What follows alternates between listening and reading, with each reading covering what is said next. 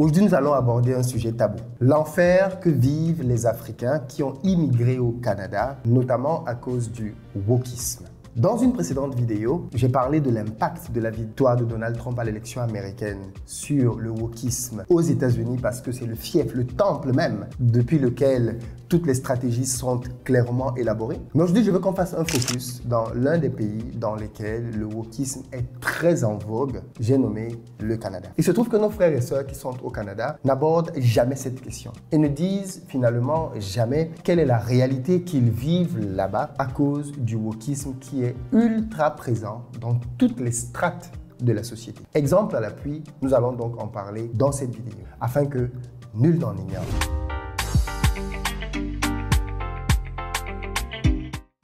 Salut à toi, bienvenue sur ma chaîne, moi c'est Philippe Simo et si je te parle de business, de développement du continent africain, donc si ça t'intéresse, tu t'abonnes. Les amis qui êtes au Canada et aux États-Unis, j'ai une très bonne nouvelle pour vous.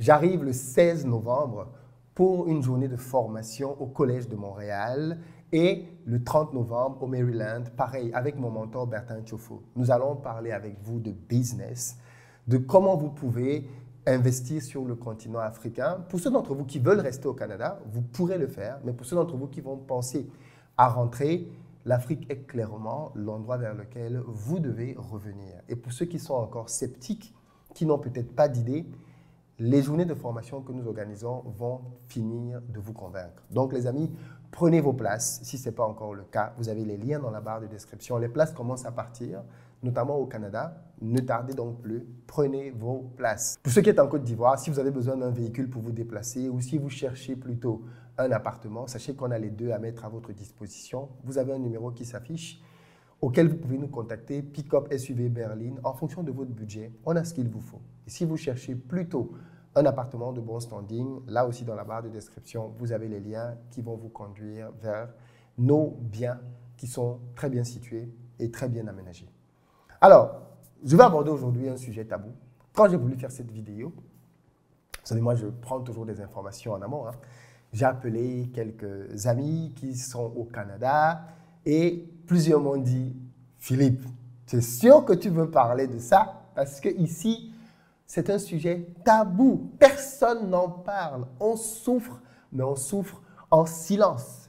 Personne n'ose lever le petit doigt pour parler de l'impact du wokisme dans nos vies, notamment nous qui venons d'Afrique. Pourquoi?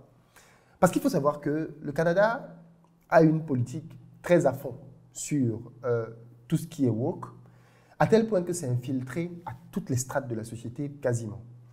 Quand on vient d'Afrique, qu'on est né, qu'on a grandi en Afrique, pourquoi on va au Canada? On va au Canada parce qu'on va chercher de meilleures conditions de vie pour nous, mais aussi pour nos enfants, surtout pour nos enfants. On va au Canada parce qu'on espère que c'est un pays qui va permettre d'avoir de bons cadres pour l'éducation. On va au Canada parce que c'est un pays dans lequel on va trouver un bon cadre de santé. On va au Canada parce que c'est un pays dans lequel on espère que notre famille va pouvoir être plus épanouie. C'est le rêve canadien avec lequel les gens immigrent. Mais les gens qui immigrent ne vous disent pas toute la vérité. Ils ne vous disent pas qu'au Canada, malheureusement, les questions de transition sexuelle pour les enfants sont très à la mode. Pour faire simple, il est possible au Canada pour un enfant dans certains états mineurs d'aller faire une transition sexuelle sans même l'autorisation de ses parents. Oui, ce que je vous dis est parfaitement légal. Voici quelques exemples. Par exemple, la province du Manitoba, il n'y a pas d'âge minimum pour changer de marqueur de genre, mais les personnes de moins de 17 ans doivent présenter une lettre d'un médecin. Les cliniques d'affirmation du genre desservant principalement les jeunes de Winnipeg, mais les temps d'attente sont souvent longs. Ça veut dire que dans cet état-là, vous avez bien entendu, on n'a même pas parlé des parents dans le process. Ton enfant décide, parce qu'il a entendu à l'école ou il a vu une vidéo sur Internet, qu'il pense qu'il n'est plus un garçon, il doit devenir une fille. Il va voir un médecin qui lui fait une lettre et c'est suffisant. À Saskatchewan, je ne sais pas si je prononce bien, il n'y a pas d'âge minimum pour changer de marqueur de genre, mais une lettre d'un professionnel de la santé est nécessaire. C'est-à-dire que maintenant, c'est le professionnel de santé qui décide pour toi si ton enfant peut changer ou pas de sexe. Nouvelle-Écosse, le consentement des parents est nécessaire pour les changements de marqueur jusqu'à l'âge de 15 ans. Des bloqueurs de puberté peuvent être administrés lorsque le mineur atteint le stade 2 de Tanner, généralement vers 11 ou 12 ans. Donc, après 15 ans, on estime que c'est bon, l'enfant n'est plus enfant. Ontario, il n'y a pas d'âge minimum pour changer les marqueurs du genre sur les cartes d'identité, mais le consentement parental est requis jusqu'à l'âge de 15 ans. Un soutien médical pour l'affirmation du genre est disponible auprès des prestataires de soins primaires. Île-du-Prince-Édouard, le consentement parental est requis pour tous les changements de marqueurs de genre jusqu'à l'âge de 18 ans. Et un consentement supplémentaire est nécessaire pour les mineurs de plus de 12 ans. Au Québec, bien évidemment, le consentement parental pour les changements de marqueurs de genre est requis jusqu'à l'âge de 14 ans. Et des soins complets d'affirmation du genre sont accessibles par l'intermédiaire des praticiens médicaux. En fait, il faut comprendre que quand quelqu'un décide de changer de sexe, c'est par étapes. OK? D'ailleurs, je précise que dans le même pays, Canada, il n'est pas permis à un mineur de boire de l'alcool. Tu ne peux pas, en tant que mineur, aller acheter de l'alcool et boire de l'alcool. Pourquoi? Parce qu'on estime que tant que tu es mineur, tu n'as pas la maturité nécessaire pour pouvoir gérer les impacts que l'alcool pourrait avoir sur toi. Mais dans le même temps, on estime que tu peux quand même être en mesure de décider si tu dois changer ou pas de sexe. Allez m'expliquer la logique. Quoi qu'il en soit, comment les Africains vivent ça là-bas?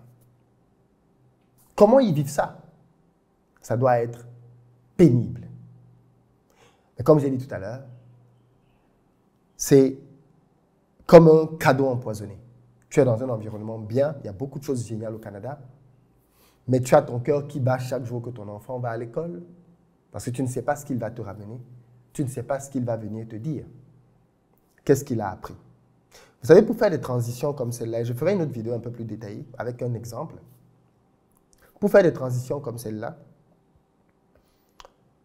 une fois que l'enfant est allé et a vu le médecin et que le médecin a discuté avec lui, vous allez être surpris de voir que c'est des discussions rapides. Hein? On pose quelques questions et c'est bon. Une fois que l'enfant a émis le souhait de vouloir faire un changement de sexe, il n'a même pas compris tout ce que ça implique quand il a 14 ans. Mais 14 ans, qu'est-ce qu'il a compris?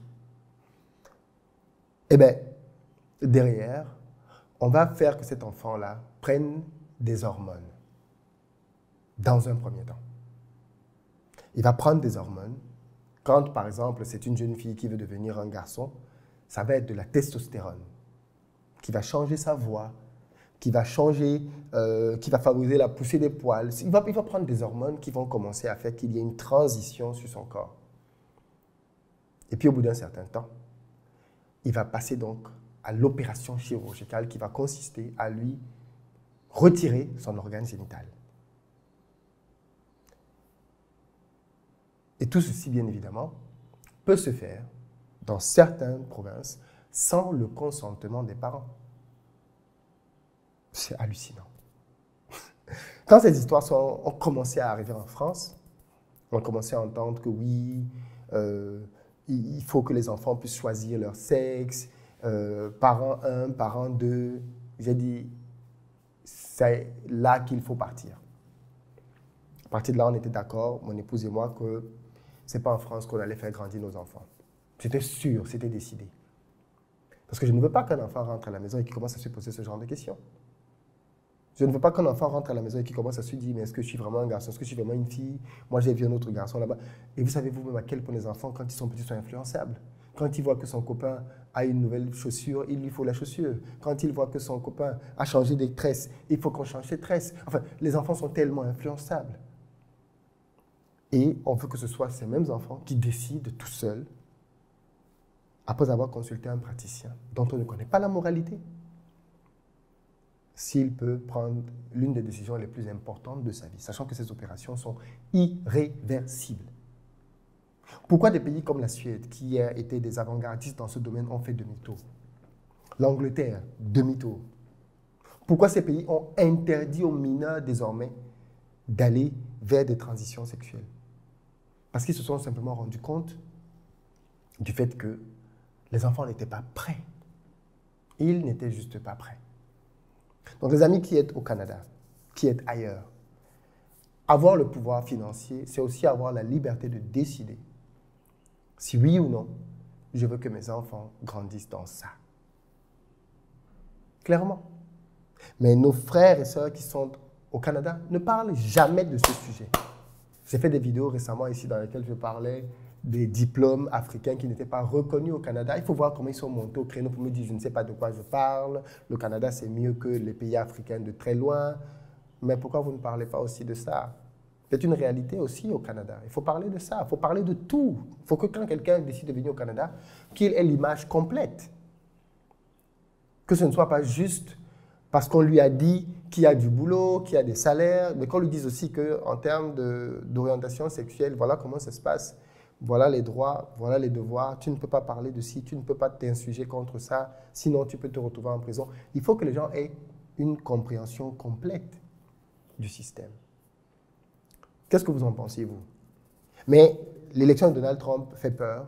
Elle fait très peur parce que beaucoup de démocrates, d'ailleurs, ont déjà décidé qu'ils vont quitter le Canada pour...